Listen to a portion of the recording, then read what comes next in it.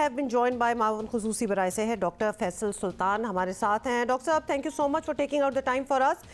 एक दफ़ा फिर ये ज़रूरत पड़ी है कि बहुत सी मिसकंसेप्शंस भी हैं जो आप क्लियर कर सकते हैं। बूस्टर शॉट्स वगैरह इंसानों का पूछेंगे, लेकिन please tell us about omicron first. ये अब सुनने में आ रहा है और आप क्लैरिटी दे सकते हैं, ज़्यादा तेज़ी से फैलती है, ज़्यादा डेडली है। ये भी कहा जा रहा है कि जितनी वैक्सीनेशन हो चुकी है शायद उस पर काम ना कर सके।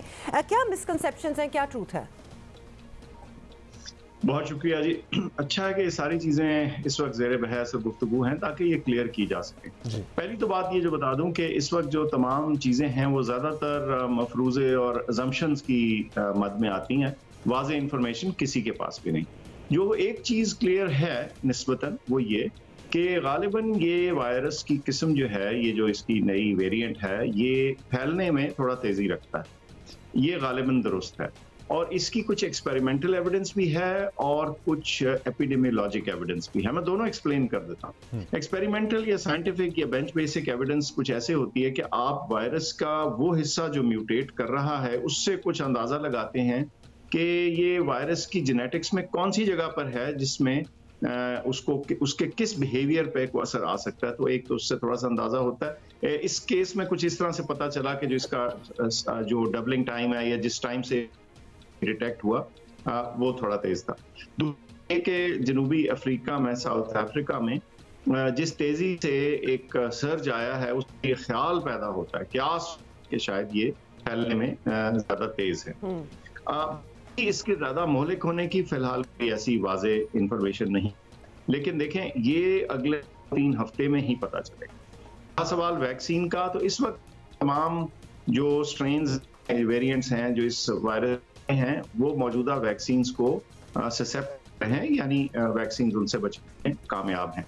तो अभी तक तो ये इंफॉर्मेशन है, लेकिन देखिए अकल की बात होती है कि हमेशा एहतियाती तदाबीर और तदब्बर से काम लिया जाए, विजडम से, और फिर आगे जैसे जैसे चीजें खुलती हैं, वाज़ेह हो जाती हैं, तो इंसान फिर सूरत हाल सर्टनली आगे और क्लियर होती जाएगी। और अभी तक जाहिर है हमारे पास और चारा भी क्या है, यही वैक्सीन है जो अवेलेबल है। अगर बचना है तो इसी को लगवा सकते हैं ना, या तो ऐसा होता कोई अल्टरनेटिव्स होते तो हम वो अपना लेते, लेकिन फिलहाल तो यही है हमारे पास बचाव का हथियार। डॉक्टर साहब, अब सर्टनली ये आना तो है, देर से आए या पहले आ जाए, इसके लिए आप लोगों ने या हम लोगों ने क्या तैयारी की है? डायरेक्ट फ्लाइट्स उन ममालिक से जो अफेक्टेड है ज़्यादा बंद कर दी हैं, लेकिन हमारे यहाँ ज़्यादा इन्फ्लक्स इनडायरेक्ट फ़्लाइट्स के ज़रिए होता है लोगों का। दुबई से आ रहे हैं, इस्तांबुल से आ रहे हैं लोग, और यहाँ से आप लोग किस तरह चेक करेंगे मुसाफिरों को, इनका कंट्री ऑफ ऑरिजिन अगर इन ममालिक में से है तो उसके लिए क्या हिकमत अमली है?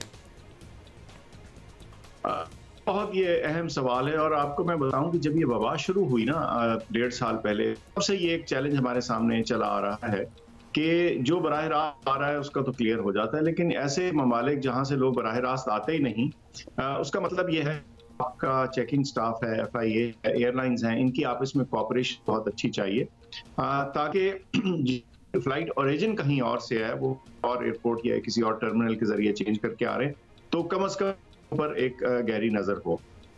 तो एक चीज, लेकिन इसमें एक आसानी ये भी होती है क्योंकि चूंकि एयरलाइंस बुकिंग होती है तो उनको पता होता है कि क्या है, तो उनको भी इंस्ट्रक्शन हैं कि उन्होंने ममालिक जो हैं इनके जरिए या उधर से आने वालों के लिए क्या रिस्ट्रिक्शन आयद की हैं और क्या करनी। एक चीज मैं बता दूं, कल की हमने में असद उमर साहब ने, मैंने इस बात का को स्ट्रेस किया था कि स्पीकिंग वबाई अमराज के साइंस में आप पहुंचे, वो भी बात की, तो ये चीज वाज़ेह होती है कि ट्रैवल रिस्ट्रिक्शंस के जरिए वायरसेस को मुकम्मल तौर पे नहीं रोका जा सकता, क्योंकि आपने देखा कि ऑलरेडी जब इन्होंने इस वेरिएंट का स्ट्रेन जिक्र किया तो ऑलरेडी मेरे ख्याल से दर्जन से ज्यादा, बल्कि उससे भी ज्यादा, ये ऑलरेडी एक का दुका केस डिटेक्ट हो चुका है। और जब एक केस डिटेक्ट हो गया मतलब है हो सकता है 10 केस और पड़े डिटेक्ट नहीं हुए, और फिर वो मल्टीप्लाई, तो इसको रोकना नामुमकिन होता है, इसको थोड़ा सा डिले किया, यानी डिले किया जा सकता है, कंट्रोल किया जा सकता है। डॉक्टर साहब, अभी हमारे यहाँ एक केस डिटेक्ट हुआ है, एज इन हम क्लियर करें, नहीं, पाकिस्तान में कोई हुआ है अब तक? पाकिस्तान में तो कोई नहीं हुआ ना डॉक्टर साहब? नहीं जी, अभी तक नहीं। अभी तक नहीं हुआ, लेकिन हम उसको उसकी डिटेक्शन में लगे हुए हैं, जहां नजर तो वो भी बता देंगे। राइट अच्छा डॉक्टर साहब, बिफोर यू जॉइंड अस हम बूस्टर शॉट्स की बात कर रहे थे एंड ऑब्वियसली बहुत सी करोड़ों अवाम है जिनको 6-6 महीने तो हो ही गए होंगे डबल डोज लगवाते हुए। तो ये बताइएगा कि अब जो बूस्टर लगवाना चाहिए वो ओमिक्रॉन के अगेंस्ट भी ठीक होगा, तो लिहाजा आप इनकरेज करेंगे कि लोग बूस्टर भी लगवा लें अब? क्योंकि सिंध में तो कंपल्सरी कर दिया, लेकिन ओवरऑल वफाक की क्या पॉलिसी? ऑल्सो डॉक्टर साहब इसलिए भी पूछ रहे हैं क्योंकि अभी जो वैक्सीनेट करवा रहे हैं लोग, उसमें फिर भी जरा हम देख रहे हैं कि डिलेज हैं, लोग शायद अभी भी इस तरफ माइल नहीं हुए, लेकिन बूस्टर वाले बड़े तैयार बैठे हुए हैं कि जी हम बूस्टर के लिए तैयार हैं, हम लगवा सकते हैं। देखिए ये इधर और नहीं है। मैं समझता हूं कि ज्यादा अहम चीज जो एपिडेमियोलॉजिकली स्पीकिंग है, पब्लिक पॉइंट ऑफ व्यू से जो चीज अहम है पहले वो डाल देते हैं। देखिए अगर 100 में से 50 ने वैक्सीन लगाई और 50 ने नहीं लगाई, तो आप किसकी तरफ तवज्जो देंगे? उन 50 की तरफ जिन्होंने सिरे से नहीं लगाई, इन्हीं को लगवाना नहीं चाह रहे, उन तक वैक्सीन पहुंचाने की कोशिश की जा रही है। मोबाइल टीम्स का इस्तेमाल, हो सकता है वो इतने कमिटेड ना हो कि खुद चल के आए, तो वहां तक उन तक पहुंचने की जरूरत महसूस हो रही है। लेकिन मिलियन अ डे वाला वैक्सीन बहुत आसान है। ये मीजल्स की कैंपेन की वजह से जरा स्लो हुआ था, लेकिन अब फिर चल पड़ेगा। तो एक तो है कि प्रायोरिटी, बीमारी को आपने मुआशरे में फैलने से रोकना है, तो प्रायोरिटी जो है, तरजीह जो है, वो लोग जिनको सिरे से वैक्सीन लगी नहीं। हाँ, उसके अलावा एडिशनल डोजेस जो हैं, आज सरकारी ऐलान भी आप सुन लेंगे, हैं कि हम इसमें भी कुछ आसानी पैदा कर दें।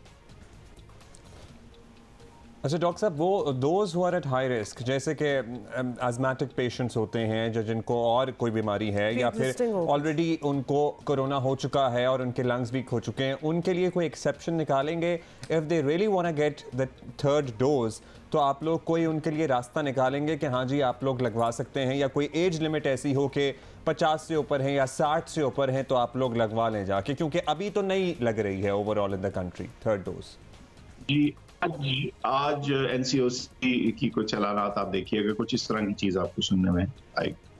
ऑल राइट, और लास्टली हम बस आपसे ये पूछ लें कि हमारा जो ओवरऑल हेल्थ सिस्टम है, आप लोगों ने स्टाफ को, जो रिसोर्सेज हमारे हैं, उनको अलर्ट कर दिया है, तैयार कर दिया है कि खुदा न खास्ता अगर हम पे दबाव आता है तो हम उससे किस तरह निपटेंगे?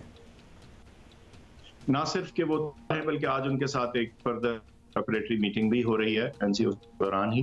तो ये तमाम, अब तो इस 1.5-पौने के बाद सारा सिस्टम इस चीज को ट्यून हो गया, तो इंशाल्लाह आप देखेंगे कि उसमें भी कोई कमी। चलिए डॉक्टर साहब, आप लोगों ने जितना भी मैनेज किया है इस 1.5-पौने 2 साल में बड़ा अच्छा किया है, और पाकिस्तान सर्टनली उन ममालिक की फहरिस्त में है जहाँ पे इस वबा को, इस बीमारी को बड़े बेहतर अंदाज में टैकल किया गया है। Thank you, keep doing what you are doing. Faisal Sultan, बहुत शुक्रिया for joining us. You are indeed very busy these days, और खासतौर पे विद दिस न्यू ओमिक्रॉन, तो इसके हवाले से तो दोबारा से रिविजिट करने की ज़रूरत है पॉलिसी।